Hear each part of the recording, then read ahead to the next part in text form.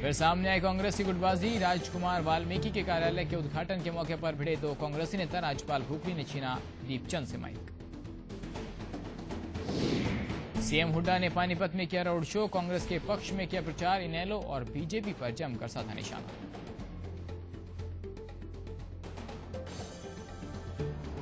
और बीजेपी में शामिल हुए पूर्व सीएम हुकुम सिंह 1990 में बने थे हरियाणा के 12वें मुख्यमंत्री।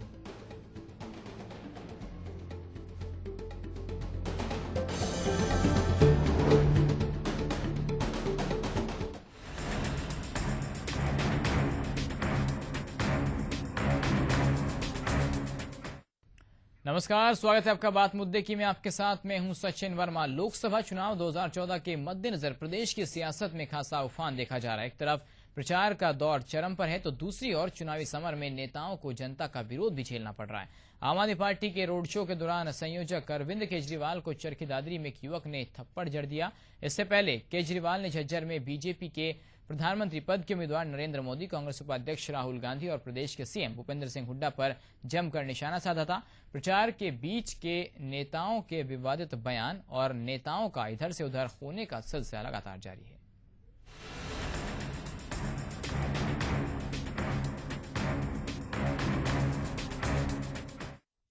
तो दिल्ली के पूर्व सीएम और आम आदमी पार्टी के संयोजक अरविंद केजरीवाल को हर जगह विरोध का सामना ही करना पड़ रहा है। चरखी दादरी में रोड शो के दौरान एक युवक ने केजरीवाल को थप्पड़ मार दिया। आरोपी युवक की केजरीवाल समर्थकों ने जमकर पिटाई की है और पुलिस के हवाले कर दिया।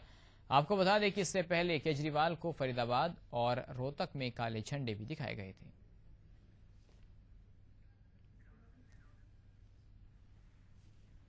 तो पुलिस ने युवक को हिरासत में ले लिया है। अरविंद केजरीवाल पर भी एक युवक ने थप्पड़ उछाल दिया। इससे पहले अगर हम बात करें तो पानीपत में हरियाणा के मुख्यमंत्री भूपेंद्र सिंह हुड्डा पर भी इस तरह की हरकत की जा चुकी है। उस पर कई पुलिस वालों को अपनी नौकरी से भी हाथ धोना पड़ा था। लेकिन आज की अगर हम बात करें तो एक रोड शो के दौरान अरविंद केजरीवाल पर भी एक युवक ने हाथ उठा दिया। पुलिस ने उस युवक को गिरफ्तार कर लिया है। हालांकि आम आदमी पार्टी के कार्यकर्ताओं ने भी उस युवक की जमकर पिटाई की है।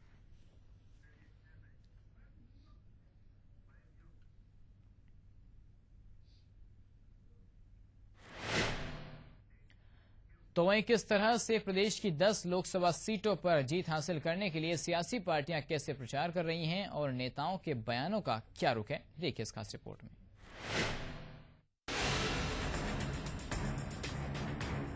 आने वाले कुछ ही दिनों में देश की सत्ता पर नई सरकार काबिज होगी।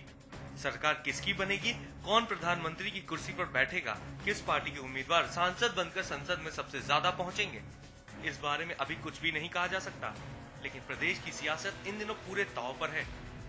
लोकसभा चुनाव 2014 के रंग में रंगी प्रदेश की सियासी पार्टियां इन दिनों 10 सीटों पर फतेह हासिल करने के मकसद से जी तोड़ प्रचार कर रही हैं। प्रदेश के मुख्यमंत्री भूपेंद्र सिंह हुड्डा प्रदेश भर में रोड शो कर रहे हैं और पार्टी उम्मीदवारों के लिए वोट की अपील कर रहे हैं।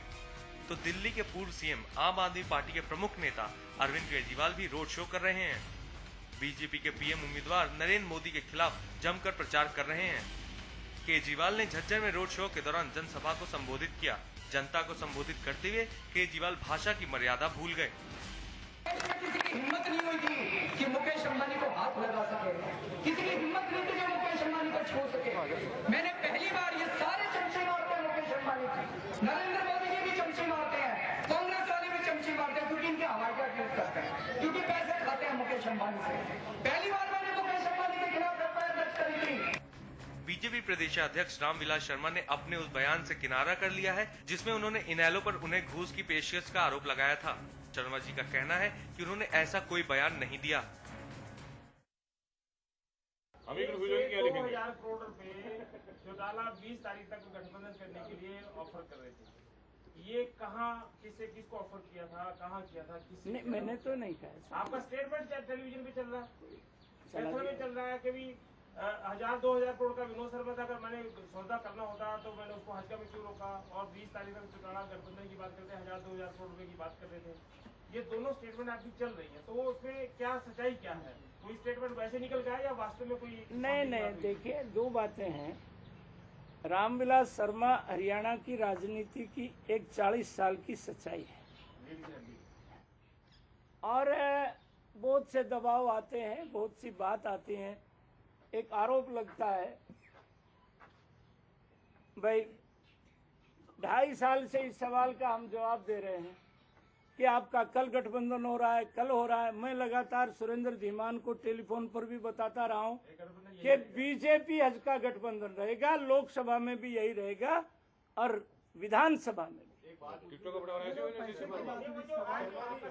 अब हम उसकी बात करते हैं कि ये वो वैसे ही निकल गया है या वास्तव में 1000-2000 करोड़ रुपए की ऑफर दी गठबंधन के लिए?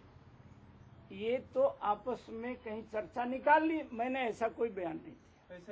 आप टोटल प्यार से आप बिल्कुल एक तरफ से इसको बयान को खंडित करते हैं कि आपने ऐसा कोई बयान नहीं दिया? नहीं, मैंने कोई बयान। अध्यक्ष जी, हरियाणा में आपका एलआई कौन है?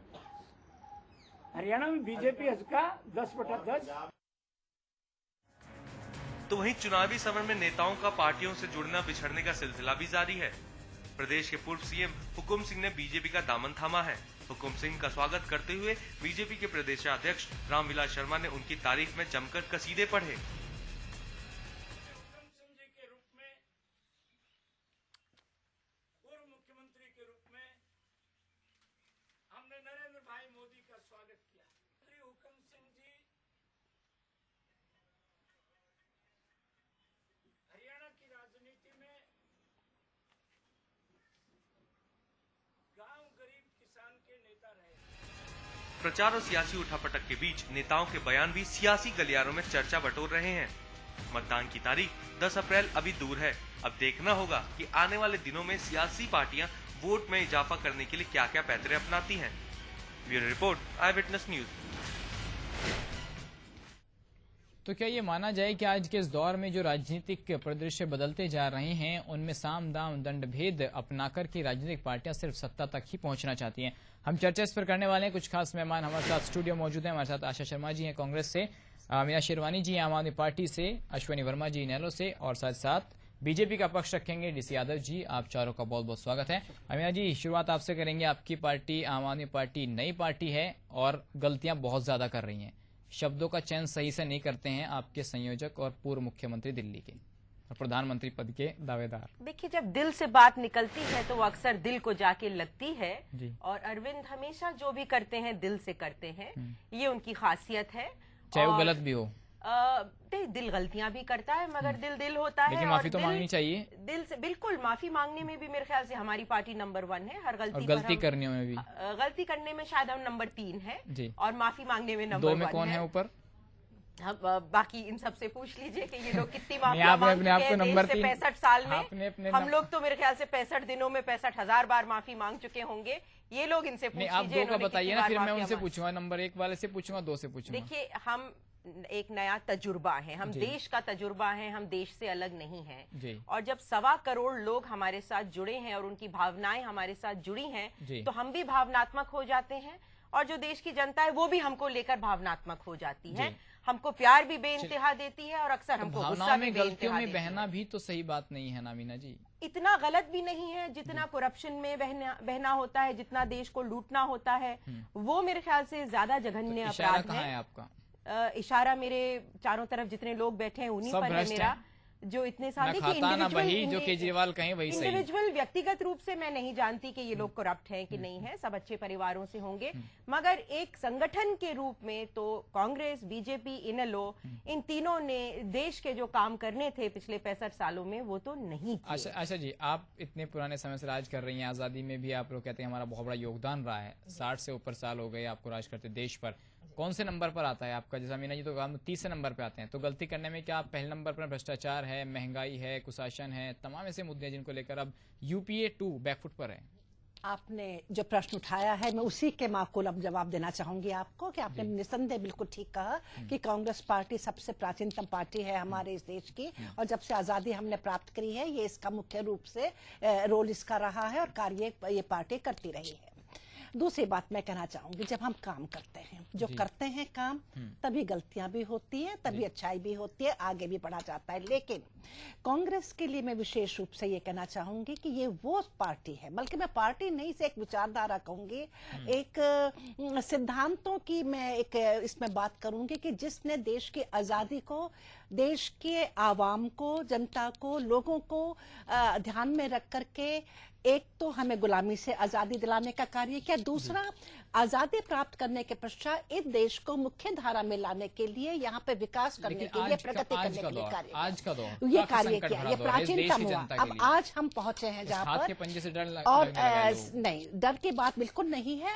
हाथ हमेशा या तो आशीर्वाद के लिए उठता है या सहयोग के लिए उठता है या आपस में भाईचारे दबाने के लिए उठ रहा है। नहीं, बिल्कुल नहीं उठ रहा है ये। अगर वो सोच रहे हैं ऐसा तो वो मेरे ख्याल से उनकी सोच थोड़ी सी ये मानती है कि आज यूपीए 2 काफी समस्याओं से घिरी है। समस्याएं तो जीवन का एक बहुत महत्वपूर्ण अंग होता है। समस्या नहीं हो तो जीवन आगे कैसे बढ़ेगा? और समस्याएं तभी आती है जब हम कुछ कार्य करते हैं। अगर मैं घर में बैठकर सो चलिए आशा जी, जाऊं मैं आ रहा हूँ, शायद आपकी आवाज ढंग तक नहीं हमारे दर्शकों तक नहीं पहुंच पा रही है। हम बीजेपी के पास आना चाहेंगे। यादव साहब, कांग्रेस की हमने बात कर ली, खैर अमीना जी कह रही थी कि हमारे तो नंबर तीसरे पे आते हैं, क्या दूसरे पे आप भी हैं क्या?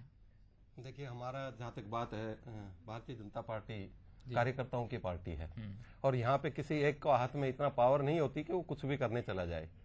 दूसरी पार्टियों पे तो अपोजिशन और दूसरी पार्टियों का कंट्रोल रहता है, वही बातें उठाते हैं।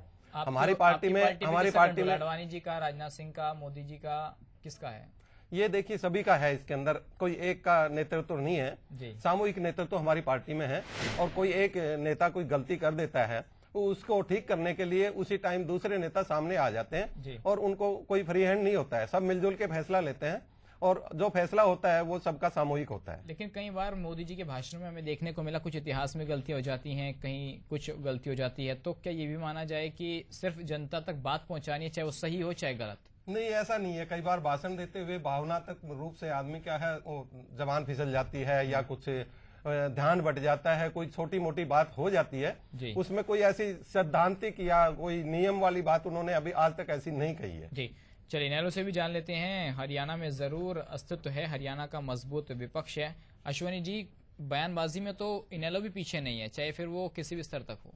जी देखिए, जो हमारा चर्चा शुरू हुई थी वो केजरीवाल जी के चमचागिरी के बयान पे शुरू हुई थी कि क्या से जो है उनकी जबान है, किस तरह से बातें कर रहे हैं। आजकल वो अंबानी को टारगेट कर रहे हैं या किसी नेता को टारगेट कर रहे हैं, लेकिन जो आज वो शब्द यूज कर रहे हैं चमचागिरी, आपका जो पूरा अभी तक जो पहला सेगमेंट है वहीं से स्टार्ट हुआ था।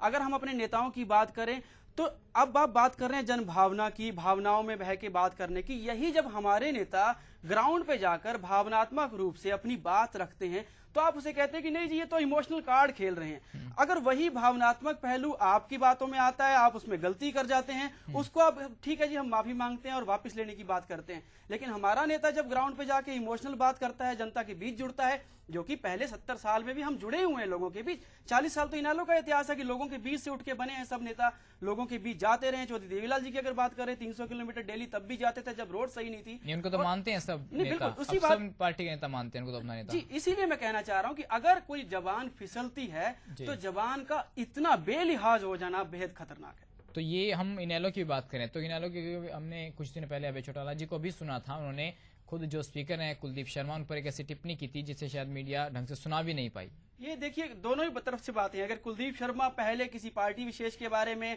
या कुलदीप शर्मा सिरसा जाके एक मंच के ऊपर किसी को भूत प्रेत तक बताने पे उतर आते हैं, तो कुलदीप शर्मा को तो टिट फॉर टैट अगर देखा जाए तो एक व्यक्तिगत कमेंट को व्यक्तिगत तरीके से हैंडल किया गया है। इसमें अगर पार्टी स्तर पर कोई बयानबाजी होगी तो पार्टी स्तर पर हमारा हमेशा से डेकोरम मेंटेन किया तो तीसरे नंबर तो आम आदमी पार्टी, चौथे पे आप भी मानते हैं अपने आप को? देखिए, गलती स्वाभाविक है। जब हम बहुत बड़ी क्राउड के साथ डील करते हैं, बहुत बड़ी जनता है, एक्सपेक्टेशन ज्यादा है, तो लोग हमारे पास अपनी अपनी बातें लेकर आते हैं। उस दौरान जब जनता के बीच जुड़ा जाता है तो माहौल देखते हुए कभी कुछ ऐसा हो भी जाता है जिसे अगर बड़े स्तर पर देखा जाए तो कहा जाएगा कि ठीक नहीं है। लेकिन हाँ, उस पर हम बकायदा उस पर मंथन किया जाता है और उस तरह की गलतियों से बचने की कोशिश यही बातें तमाम आप चारों जो लोग बैठे हैं यहाँ पर वो सब यही कह रहे हैं, क्योंकि गलतियां सबने की हैं, थोड़ी थोड़ी गलतियां किसने ज्यादा की है, किसने कम की है। नहीं वर्मा जी, मैं यहाँ पर ये जरूर कहूंगा कि गलती करने के लिए एक दायरा क्रिएट हो जाता है। कभी अगर आम आदमी पार्टी कर रही है, चलिए आम आदमी पार्टी कर रही है, वो कहते हैं कि हम नए हैं राजनीति में, अभी हमें इतना अनुभव नहीं है, कुछ गलतियां हो जाती हैं तो उसके लिए तो इनका केजरीवाल माफी मांग लेते हैं। पार्टी के आने का तरीका तो यही था ना